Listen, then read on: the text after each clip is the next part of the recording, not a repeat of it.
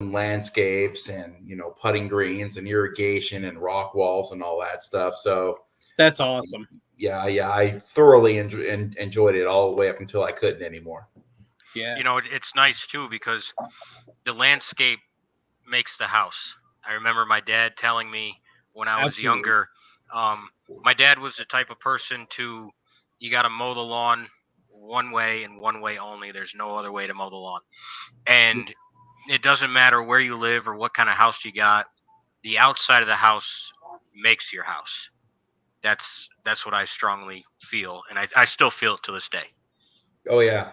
I'm very OCD about my lawn. I'm like Clint Eastwood, get off my lawn. Yep, exactly. Yeah, I've always been that guy, and I've always been very particular about people walking through my landscapes, and respecting, stay off the grass, the beauty, of the work that we've done. And the worst thing is, you get done and you've got new sod laid down, you got your irrigation, everything's beautiful, you got your mulching and all your plants, and then a painter comes out and he washes out. And it's like, I can't tell you how many times that's happened, but that's not a good way to start off with the landscape contractor. Yeah, nope. Just as a heads up, a little housekeeping, I guess we call it. With our StreamYard right now, please, if any Facebook users comment, definitely we love the comments. Just let us know who you are so we can give you a shout out. Again, the Facebook user thing is acting a little funny, so we don't know exactly who you are. So just state your name real quick, and then we can give you a shout out. But yeah, it is. I think same thing with the seal coating. Or a good landscaper, you just get finished with your job, and then for us it was always like, oh, landscapers show up now while the seal coat's wet, and then you have that shooting of grass across the thing. Yeah. Okay. Yeah, that's Lindsay. Thank you very much. Yeah, that's always been a problem. You got 20 trades showing up at the same time. You got a parade at home that needs to be done tomorrow, and you got 100 contractors over there, just working on top of each other, trying to get things done, and it just ends up being just a big clusterfuck. You know what I mean? So it's just one of those. Yeah, always. Mm. So I want to get into your book. I saw your post earlier today when I was at work about the sales of your book. Right. You weren't getting enough sales, correct? So I wrote a book about my story about what I went through with the VA in 2016. I completely slipped through the cracks. Some very egregious medical malpractice ensued. Nearly lost my life. And then I fell victim to the legal malpractice after the medical malpractice put me on my knees due to no fault of my own. And then after that, I didn't have a congressman because Congressman Duncan Hunter got indicted on federal charges. So here I was, a broken man, a broken veteran. I had a bone-eating staph infection that ate me alive for over 4 months that did tremendous damage to my spine and my kidney and my bladder. Still to this day, all 3 levels of my spine. I mean, imagine, a lot of folks will get a severe infection, in their body, on their skin, or whatever it may be, MRSA, a staph infection, and you can die within days. I mean, it's very, very severe. It's very serious. I had this bone-eating staph infection that was literally inside me to where you couldn't see it, but it was destroying my spine and devouring, my spinal bone, disc, tissue, nerves, bladder, everything that you could possibly, imagine that infection was affecting in my body. And, through delayed and denied care of the VA, denying blood tests, denying, MRIs and, any diagnostic testing. It's a miracle I'm here. I mean, I know people that have had some serious septic, issues in their life, and within 1 or 2 days, it's caught. Because it is so severe. And, what they, the only thing that they did for me in the VA ER is shoot me up with Dilaudid, methocarbamol, Kinalog, bags of pain pills, and I, would essentially just go in my chair and die and kind of wilt away. And, until, 4 months later, A private surgeon in San Diego opened me up and he says, man, you're in really bad shape. You've got this infection that's eating you alive from within. And, we're going to need to go ahead and, do some serious work on your back here. So one thing, led to another. I filed a tort claim, that's pretty much suing the VA for malpractice and negligence that caused the permanent injury and nearly my death. They stated that they were going to settle my claim. And they said this over and over again. And they pretty much, walked my family and I down this garden path that, hey, you're not going to lose everything. By now I've already lost my company and our family vehicle. I haven't worked in over a year, and my health went from being healthy to, being in a wheelchair, or a walker, or just living in my room in my chair where I didn't get out. I mean, I was in my chair for years, living a broken life, having your livelihood stripped away from you due to no fault of your own for doing everything the right way, by contributing to society and being a family guy and a guy that worked hard and, put everything on his back literally and wore his heart on his sleeve, until I couldn't anymore, because I was so physically, mentally, and emotionally broken. At the 1 year mark, the VA did an about face and then denied my claim based on a technicality and an employment status from a law that was written in 1946 that states that if the VA finds out that a non-U.S. government employee is responsible for the veteran's injury while seeking care inside the halls and the walls of the VA, that they are not responsible. So what the VA has cleverly done is they have brought in so many independent contractors inside the VA, and you don't know who they are. They have VA badges, VA doctor coats. They see VA, patients. They have VA, laptops. They essentially have keys to the building. Anybody in America would think, oh, those guys are employees. But no, they're independent contractors. So they treat them as if they were employees until they get in trouble. Once they get in trouble, there's the clause, they're independent contractors. So the VA didn't reveal this information to me until the 1 year mark. At the 1 year mark, they sent me a letter, and my state statute of limitations had expired by 3 days. They said, sorry, we deny everything based on a technicality. We are no longer going to, approve your claim for the medical malpractice. You need to sue in state court. Well, that letter was dropped 3 days after my state statute of limitations had expired. Therefore, denying my right to due process and leaving me with no legal recourse or no justice at all. In one of the worst VA medical malpractice cases in recent memory, and it's destroyed me a lot of, even cognitively, it's, with all the pills and everything I was on for years and years, and, the pain and this, the multiple surgeries and the path of destruction that infection left behind in me, has definitely changed my life forever. And so I was forced to act. I could have stayed in my chair and lived a life of misery and defeat. And one day, through strength and endurance and resilience and perseverance, I stood up. I said I was going to start getting 1% better every single day, despite the hardship I was in and despite my physical limitations, that I would write my own bill and I would hand deliver it to Washington, D.C., to the steps of the Capitol, and then walk the halls of Congress, going door to door, urging lawmakers to change this outdated law that's completely destroyed the lives of veterans and their families for generations. And that's exactly what I did. I ended up having 4 bills introduced in Congress. And it took me 3 years to lobby Congress with 0 lobbying dollars here. Just a man going in there trying to make a difference. Again, because I didn't have any representation. I didn't have a congressman to stand up for me. So I had to go find them. I had to go beat down doors in DC and work for the good of the country, to drill it into the heads of liberals and Democrats and Republicans and conservatives to say, guys, we need to come together for the good of the country and pass this bill that would essentially close a loophole that has completely destroyed the lives of veterans and their families for far too long.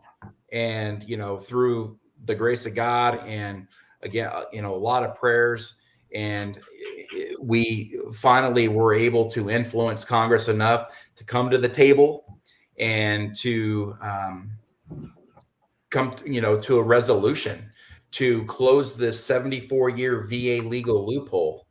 And President Trump signed it into law on January 5th of 2021. And today's our 1-year anniversary from when it actually passed the House and the Senate. Okay. So That's awesome.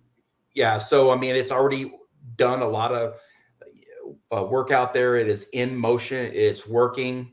There's a lot of veterans and their families that have already been saved by this law. And I'm very proud of it. I gave it all I had. I put in over 11,000 hours of my own time. I made 4 trips to DC, in a very broken and, pain-riddled body at the time. And so I ended up writing a book about my story. And my book was published in September. And, we've had, a lot of really good feedback on my book. I've began to speak. I've spoken to several groups 4 times now over the last month and a half. And every time I get speaking, I set up a table, a little booth, and I sell my books. I wrote a book. I didn't choose this job. It chose me because it was no fun. And I think God had set me on this path because I don't know if anybody else could have done it. I don't know. I'm amazed still myself that I got this job done, because it was the most grueling, defeating highs and the highest and highs and the lowest of lows. So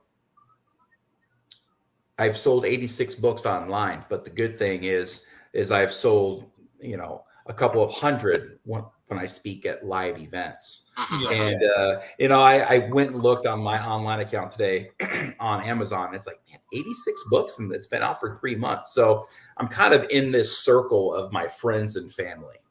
Right. In my fellow supporters on the Tally Bill page.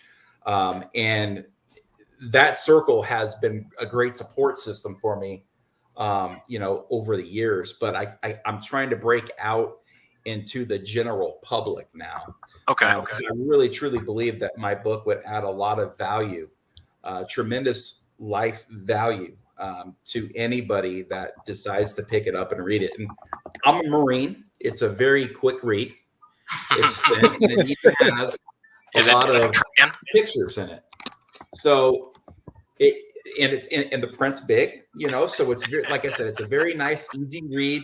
But there's a lot of information out there that's very useful to veterans, to their families, and to really anybody. This book would be great for anybody who's looking for that, a little bit of purpose, a little bit of drive, resilience, perseverance, strength through determination, and never quit. So that's kind of like a quick recap on stuff. So that's it, man. What gave you the motivation to keep going? To keep pushing forward, even though you've been hit with a lot of shit, been blindsided, doors have probably been closed in your face. What gave you that motivation to say, this is what I got to do? My kids. I've always been their leader. And when dad wasn't working anymore, when dad got sick, dad sat in a chair for years. I mean, I peed in a bucket. My bladder was broken. My kids had to, take daddy's bucket and empty it and bring me food and all that. I just, I was like, a POW in my own home Yeah. for so many years, just battling not only the physical ailments of that infection and what it left behind, but the mental part of the anxiety and the depression and all that stuff that began to kind of just riddle, my broken body. And after just one day, I looked at myself in the mirror and I'm like, man, it's not going to end this way. I'm No go. Not going to happen. It's a no go. Can't happen. Yeah. Look, I've always been I've always wanted life. I kicked life's ass for 38 years. And then at 38, I fell through the cracks and I got hurt. And all of 39 and all of 40 and all of 41 were really hard years, and 42. And then when I turned 43, it began to turn around a little bit. And that's when I began to get up. I decided I was going to get 1% better every single day, and that I knew my kids were watching me. You said what motivated me? I realized my kids are watching me. And if I were to quit and if I were to give up, and I know the deck was completely stacked against me.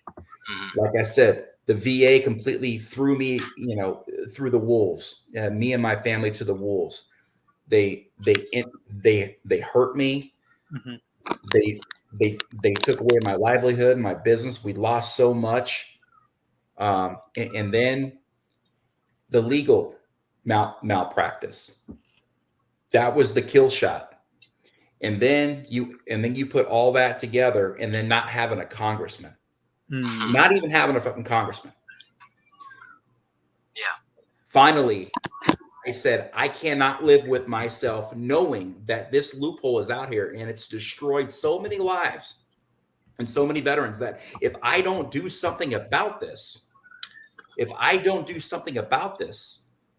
other veterans and other families are going to continue to be destroyed by this bureaucratic system that is completely working against the veteran community.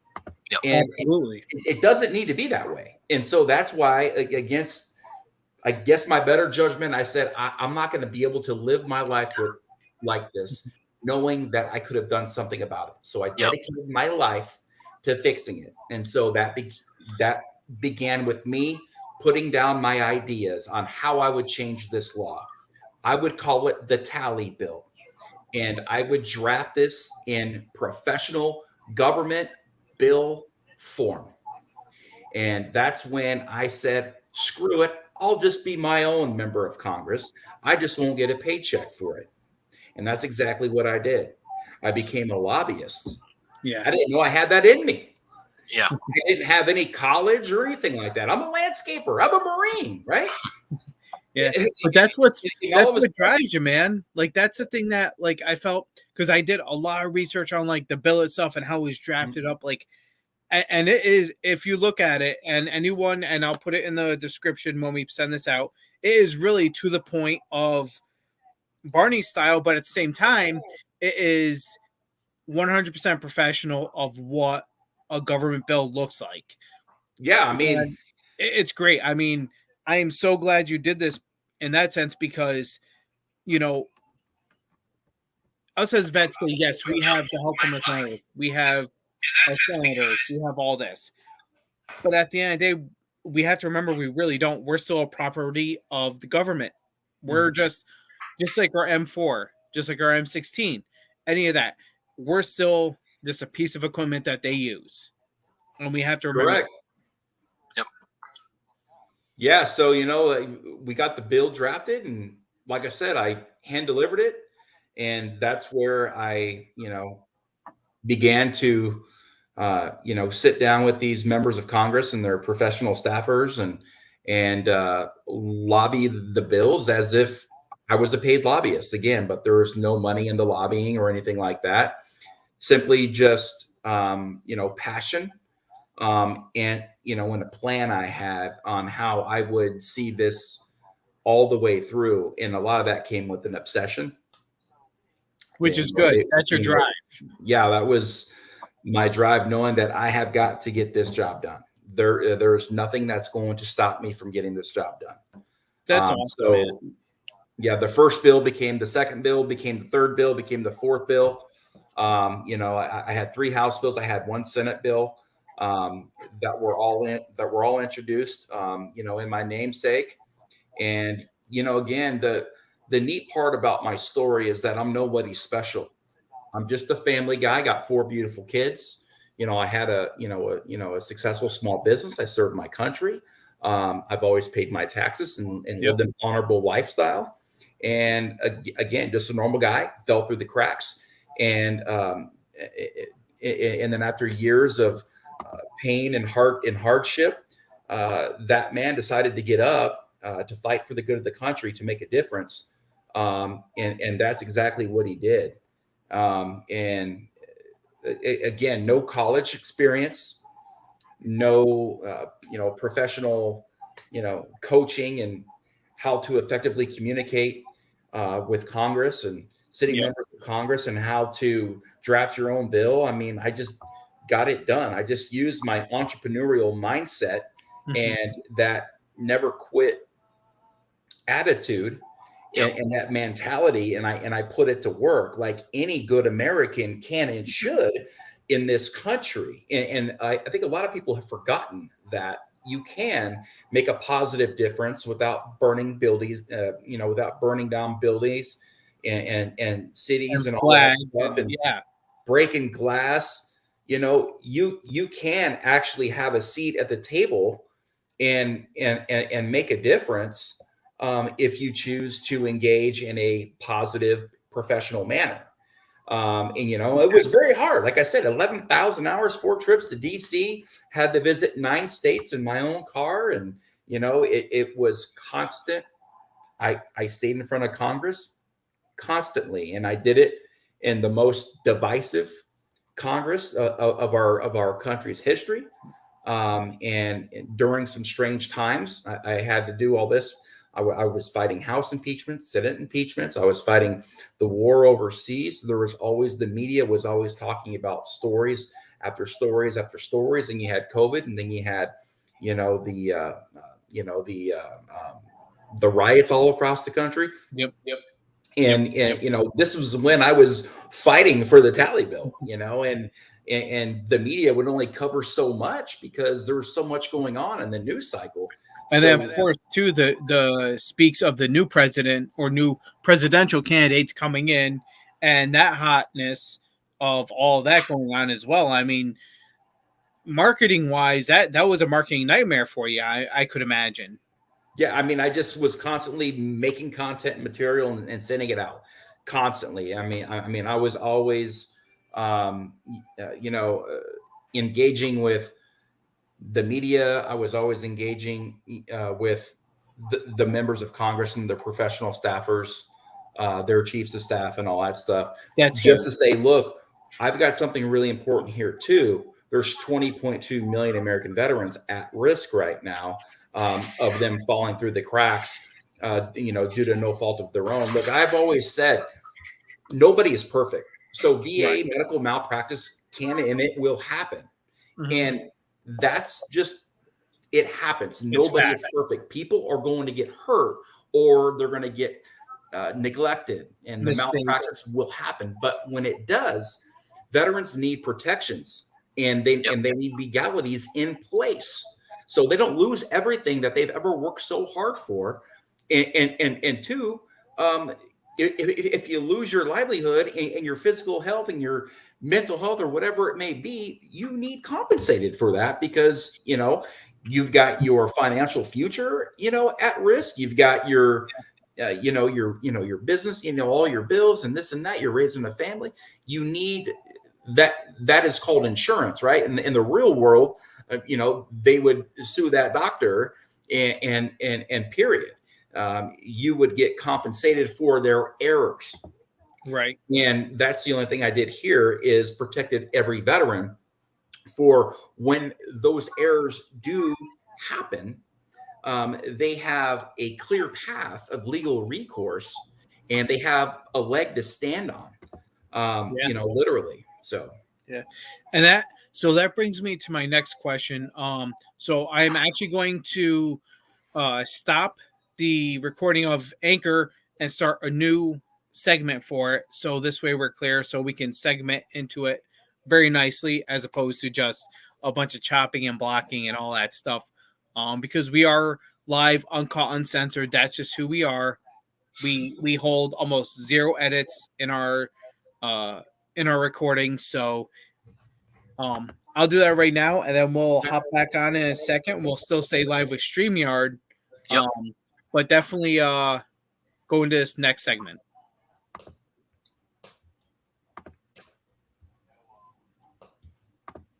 So whereabouts in Texas are you? I'm in Houston. Houston. Okay. We are back on the second segment now. I was able to load that. I found some tricks. I'll tell you later, Zach, about that. But Yep. so we can jump right back onto it. Yeah, Houston. I heard it is. I had a bunch of battles in basic AIT and actually in Fort Drum who are from the Houston area, and they say they love it. So yeah, it's nice. It gets a little humid, but I've gotten used to that. I've adapted to that. But coming from so I spent half my life in Colorado and the other half in Southern California. So I've kind of grew up in both of those states. So it's very much more affordable than those two other states, which has given us everything that we need to rebuild and to pick up the pieces from when we lost so much in from like 2016 to say it was like 2020.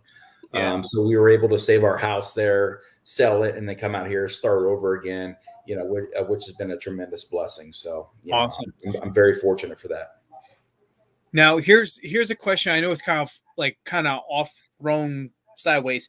Is there a hobby or something that you do? I know with ourselves, with the podcast and the platforms and stuff, like we all have a lot of stuff going on, especially now running the business.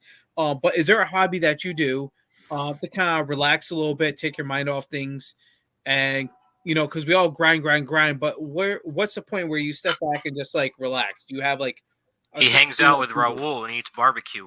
I've never been. I saw that. Yeah, no barbecue up here. Yeah.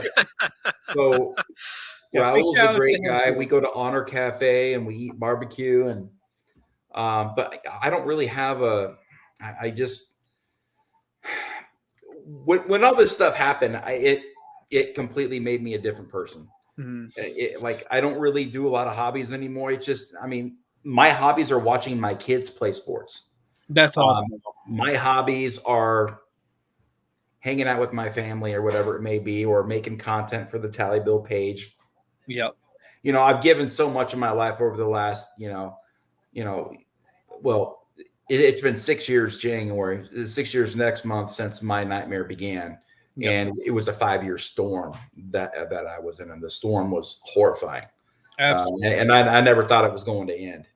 And then the last year and a half have been great.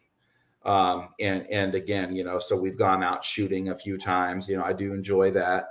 Nice. But other than that, man, there's hobbies I've done in years and years and years. And I really should pick a hobby up because I do a lot of, like I said, I help a lot of veterans that reach out to me on my Facebook page that are dealing with the VA and other stuff like that. And I've really just dedicated my life to this Tally Bill cause. I've wrote a book. I'm an author now. Speaking is a hobby now. So if you say, hey man, what's a hobby? I like to get out and speak in front of people and deliver some inspiration and some just strong words of advice. Cause I've been there and I was down on my luck for years. And now that I know that by just trusting the process and just doing what you can to get 1% better. That's it. Sometimes it was just getting up out of my chair, going outside for 5 minutes, coming in. Just little stuff, definitely. Just baby steps to wake my body back up to say, dude, this ain't you, man. And despite your the shit that's happened to you, get up. your kids are watching you, and you don't want your kids to go down. That's what scared me to death, Zach, is them saying, yeah, my dad quit, when I'm like dead or gone or whatever. I'm like, yeah, my dad was a great guy, and then he got hurt. Well, now it'd be like, my dad was a great guy, and then he got hurt, and now he's saving better than ever 20 million veterans from going for the same thing that we kicking did. life's ass. So, he could leave some sort of a legacy behind to know that when they hurt us and my family, they hurt us so bad that when I called my shot, I told them that I would see this all the way through, and that you would never do this again to another veteran and their family. And so my kids now can be proud of me, and they could say, you know what, my dad, when he gets started on something, he never gives up.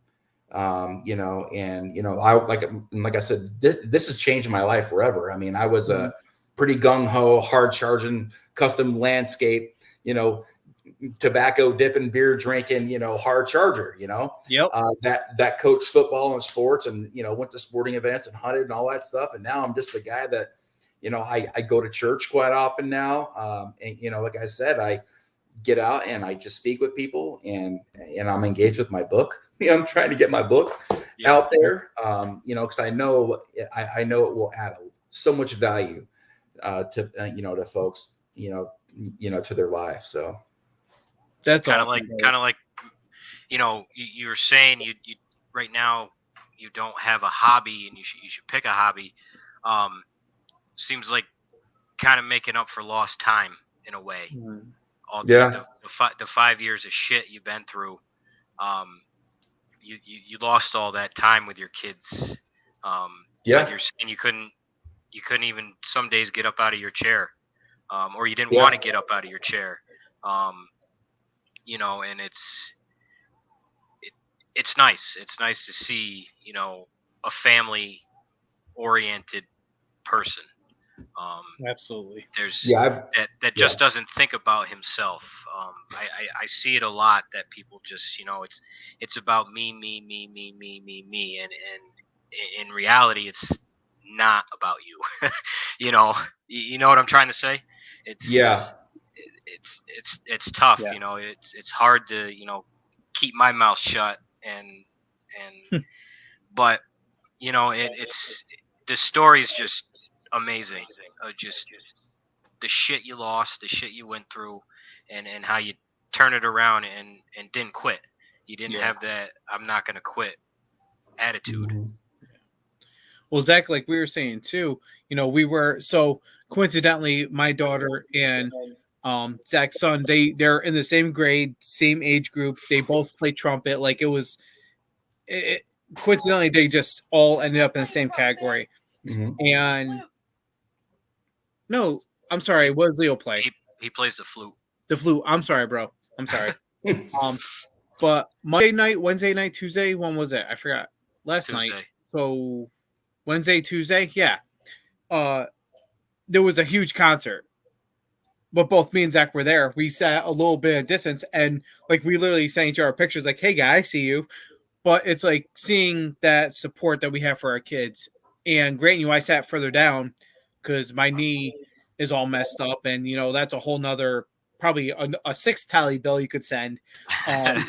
Where that the Army didn't want to do anything about it. They just said, "Oh, you're fine. Physical therapy, needling here. Here's some electric to heal it. Oh wait, here's 40 meds to heal your body." Bullshit.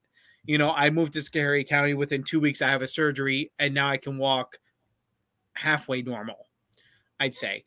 But it's one of those things that's like, it's so good to see, people who actually care about their family and put time in for their family. And, I talk to my other daughter, Star, almost every night. And my oldest one, I'm still working on that. But it's like, you don't realize you have all that luck and all that fortune until you almost lose it. And that wakes you up. It definitely does, man. Yeah, I'm 100% family guy. I've always been. That's been married 24 years and got 4 beautiful kids. That's awesome. And I've always, have been their sole provider, their leader, their motivator, their coach, their life coach, their mentor. And when I went down, it was tough, but my family, we never grew apart. Mhm. My wife was always there for me through thick and thin. My kids That's were always awesome. there, for me through thick and thin. And, we're a rock. We are unscratched, unscathed, and we're solid. That's And awesome. I thank the Lord for that, and Mhm. and for the blessings of my family. And you know, we went through some hard times, and we finally came out of it. And that's the thing. Now I'm living again. Yeah. I'm happy. I'm out smiling now. I'm trying to get back to the old me. There's a lot of things I can't do anymore, so I don't even try, because I'm so limited a lot with my with my spine and Mhm. so on and so forth. I do have a lot of doctor's appointments, unfortunately, that I need to attend to, and chiropractic appointments, and but that's fine. I'm living again. I'm enjoying life. And now I'm just here to tell a story, man. I'm just here to tell the story. Yeah, brother. I mean, you look great. You really do. I scrolled through some of the pictures and stuff when we first promoted this, and it's just amazing to see you from like your hospital bed, and just your face too. Just the happiness you seem now Mhm. compared to where you were. Um, I know with myself, we had a lot of, I had a lot of up and downs in the military, and there was a point where, I didn't want to live anymore. This, that, and the other, and seeing my face, just some regular pictures from that life to where I am now, is a whole 180, and it's just amazing. The military sucks the life out of you. No matter what anybody says, it sucks the life out of you. You join at 18 or 20 or 30, even if you do 3-4 years in, when you get out, you look different because you've gone through things, you've seen things that most people don't. But I guess the next question I'll ask, because we got about 15-20 minutes left, um, is you bring up faith a lot, which I absolutely love because, I practice a different faith than most people. I know you are a God loving man and God fearing man, and that's awesome. And I appreciate and respect all religions. So, how did faith itself, was put in a bigger picture, faith itself get you through your pain and struggles? I mean, I couldn't even, I blow my knee, my back, different things like that. I know, Zach, you have tons of pains too, man. Like, Mhm. we get up like 80-year-old men trying to get out of a chair. It's one of those things. So how do you use faith to push you through that pain? Well, um, prior to my injury, I believed in God, but that was the extent of it. Never really did the walk. Mhm. Never really prayed much. Never went to church. And then in 20 early 2019, so 16, 17, 8, so almost 4 years into my complete horrifying story, um, somebody noticed that I was just a broken man, a broken Mhm. spirited man. And they invited me to go to a veterans program called Mighty Oaks. And so I went to Mighty Oaks, and it was a 1 week Christian faith based program with veterans that suffer from PTSD.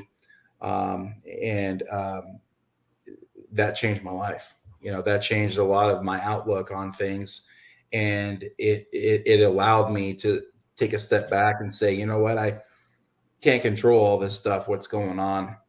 All I can do is make better decisions that would put me in a better position. What I mean by that is that once I put everything into God's hands, Mhm. that's when my life began to improve. To know that God has brought me through all this stuff, and He's also going to get me through it. Uh, Right. and once I got baptized in 2019 at Mighty Oaks, again, that's when things started to change, and I started to see a change in me, and I began to pray, and I began to read my Bible. I'm not a guy who is going to sit down and for hours read a book. I'll read 5 minutes a day. I'll go to church on Sunday or Wednesday or whatever it may be when I can, when the kids aren't playing sports, whatever. But, I've become a part of my church here in Houston. And, it's something that I'm going to continue to do because I enjoy it and I know it works. And prayer is very powerful, and it really helped me get back to living again. It really did. So that's awesome, man. It really is. I know myself, like for my faith, because I practice more or less along lines, I guess, the railroad side of it as a Nordic Wiccan. A lot Odinism without the Aryan Brotherhood type bullshit thrown into it, but more of the Viking style Wiccan. And I realized, like, once you have a faith, once you have a focusing point, I guess, everything else in the world, all the BS, all the bullshit just kind of disappears. And you realize the truth in life, whether it's Christian, Muslim, Buddhist, and it doesn't even have to have a label. You can say, I'm a meat popsicle. I don't even know. But as long as you have your own spiritualism involved in your life and you can focus your energy on just drowning out all the noise in the world, I feel like all the extra bullshit, and you focus yourself of what do I want out of life? How can I make myself happy? That's what it's about. And you clear out a lot of that BS that you hear. It's just staying focused, staying on tasks, staying focused, and like I said, just whatever's going to happen is going to happen. That's just the way it is. And so when it does, that's God's plan. And Absolutely. God's plan for me was for me to go through this, what I went through. And again, I didn't choose this job. It chose me. And, it details that, because I liked my life. I loved my life before January of 2016. I hated my life for years. But, now we're through the storm, and, it's just, they do end. I never thought my storm was going to end, because once everything starts to roll in a downward spiral, it just continues one thing. It just snowballs. And then before you know it, nothing's going right. Nothing can go right, Absolutely. And so that's, one of the great testimonies I have is that through all this, through all the wrong, my family always remained strong and intact, where a lot of families would have fallen apart, and I don't think it made us stronger, because we were already very strong and we just remained strong. Their resiliency. But now that we've been through all this crap together, we are so much more appreciative of everything. So, like we lost our family vehicle and we had to share a car, a little car, for 4.5 years. Me and my wife ride shared. We had to, she took me to my appointments and then, we'd have to share the car going to football practice and this and that. And, and so now we have a new car. Nice. Yeah, man, I've been there. I definitely know how that is. That's for sure. And we appreciate it. Yeah. It's those small tribulations you have to go through, those small heartaches, whether it's being small for some people or big for others,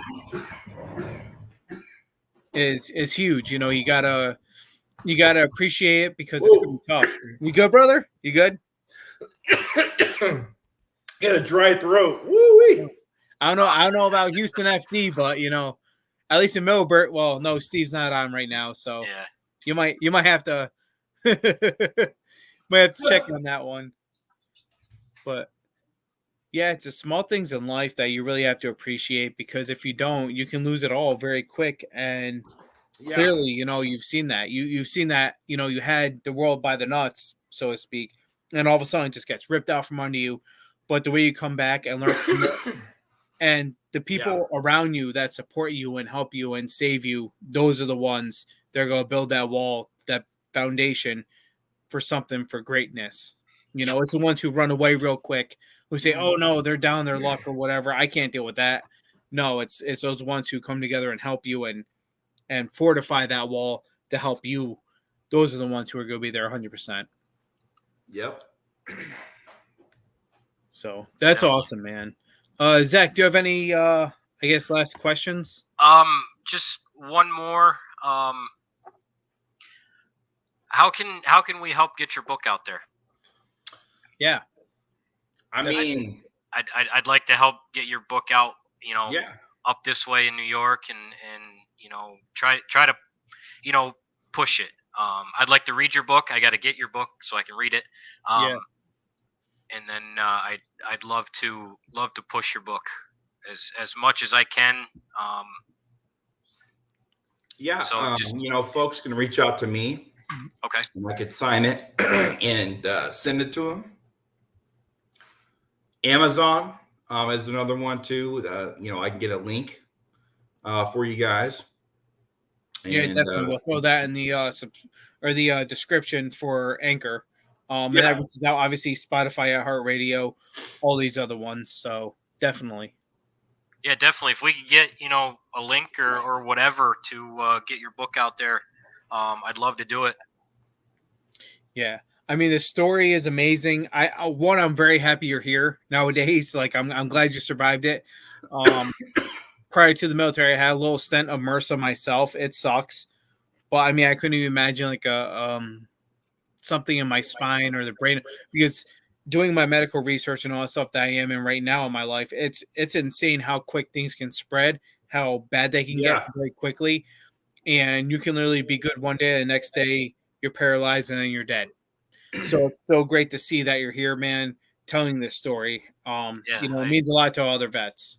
Yep. Yeah, it was a very close call for me on being paralyzed. Yeah. And my doctor just told me about a month ago that my risk of becoming paralyzed is very, it is very high. Oh yeah. Coming up because I have to do a lot of spinal manipulation, stuff like that, and my spine's so brittle, and you know, and there's been a lot of damage to it. So hopefully not, but again, it's God's plan, right? And Yeah. I'm just here as a As a pawn, yeah, one yeah. day at a time. Yep, one day at a time. Baby steps. You know, I know for a fact that, you know, so many times, you know, people try to get so much stuff done in just one false swoop, and you know, that's a lot of military guys. You know, just want to get it done, just want to get after it, but Yep. getting a bill pass is a lot of baby steps. You know, and that's when I said, okay, well, I'm so jacked up. How can I even begin to get back to not just being me, but to just carry on a conversation, right? Or and then that's where the whole 1% better, you know, get out, smell the flowers, get out and take a couple pictures, get out and take a walk around the block, get out and then get better. Yeah. And before you know it, you're walking the halls of Congress, you know, with loading your pockets up with pain pills and anxiety meds, but you're doing it. You know, you're getting out of your comfort zone, and you are making it happen. And that's why I decided to get off the sidelines, get out of my chair, get out of my comfort zone, and enter the unknown, because that's what I was entering. It was the unknown, and it scared the shit out of me. Oh, absolutely. You know, I'm going up against made men, you know, and trying to expose this egregious loophole, and, you know, in the best way I could, as tactful and as professional and as sincere as I could. That's you got to know, be the again, hardest part. Yeah, because I knew if I were to raise my voice or be angry, I would have never gotten a seat at the table. So in order for me to keep my seat at the table, I had to kill them with kindness. And that's exactly what I did. And that's why I was successful in getting this bill all the way through and signed into law by President Trump, is because I remained engaged. I remained professional. And it was positive. That's awesome. These members of Congress, they always get out and they slander everybody. Mm-hmm. And all they do is slander everybody. I could have slandered the VA. I could have slandered congressmen and congresswomen that didn't work with me, but I didn't. I could get you out there. With kindness. I killed Congress with kindness. And once I got my seat at the table, I never gave up my seat. I kept that seat until it was done, because that seat was occupied by me. And I was my own damn member of Congress. People say, you're going to run for Congress? I said, nope, I already did that job for 3 years. Yep. Hell no. I don't want it. I don't want it. It's not fun. It's sickening, and I know that there needs to be good people in those seats. But with the political climate right now in our country, that's not your time now. That's not the job that chose you right now. No. The job that chose me right now is throwing some inspiration to folks out there that need it, Absolutely. Awesome. Well, I gotta say, man, it's been awesome having you on. Yeah. One last time, where can people find you, find the bill? Where can they contact you, your shout outs? Yeah. Where do you gotta go for that? So the book is titled I Didn't Choose This Job, It Chose Me. So that's what it looks like right there. And they can get it on Amazon, Barnes and Noble, pretty much anywhere books are sold online. Okay. Or if people want to reach out to me, I can autograph it and sign it, and I can mail it to them. And then we just take payments through PayPal, Venmo, Facebook Pay, whatever it may be. And then I could ship it directly to anybody that might want a book. And it's a great book. And my brother wrote the back part of the book. And